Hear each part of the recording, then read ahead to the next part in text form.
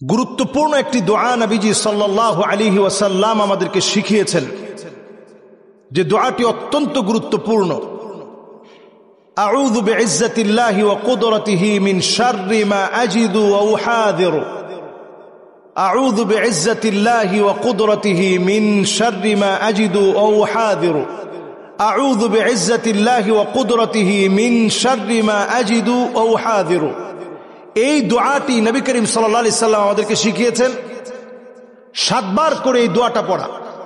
7 বার বিসমিল্লাহ বিসমিল্লাহ বিসমিল্লাহ 3 বার, এরপর আউযু বিইজ্জাতিল্লাহি ওয়া কুদরাতিহি মিন শাররি মা আজিদু ওয়া উহাযিরু। এই দোয়াটি 7 বার পড়েন। আপনার কোনো ফু দেওয়া লাগবে না, ব্যথার স্থানটায় ধরে এই দোয়াটা 7 বার করে আপনি পড়েন। অবশ্যই ইনশাআল্লাহ ইয়াকিন নিয়ে পড়বেন।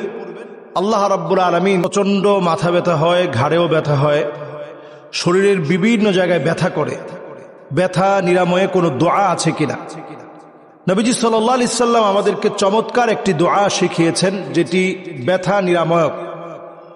যখনই আপনার প্রচন্ড মাথা ধরে যাবে, প্রচন্ড বুক ব্যথা করতেছে, তৎক্ষণাৎ আপনি তিব্বুন নাবাবির দিকে ফিরে আসেন। নবী সাল্লাল্লাহু আলাইহি সাল্লাম এক্ষেত্রে কি করতেন, কোন দোয়া শিখিয়েছেন? আমরা আগেই ব্যস্ত হয়ে যাই ট্রিটমেন্ট নেওয়ার জন্য। আপনি ট্রিটমেন্ট নিবেন, ট্রিটমেন্ট নেওয়াটাও সুন্নাহ। তবে ট্রিটমেন্ট নেওয়ার আগে আপনি নবীজি সাল্লাল্লাহু আলাইহি সাল্লামের শিখানো একটি দোয়া পড়েন। নবী করিম সাল্লাল্লাহু আলাইহি ওয়াসাল্লাম এক্ষেত্রে একটি দোয়া পড়তেন, বিসমিল্লাহ বিসমিল্লাহ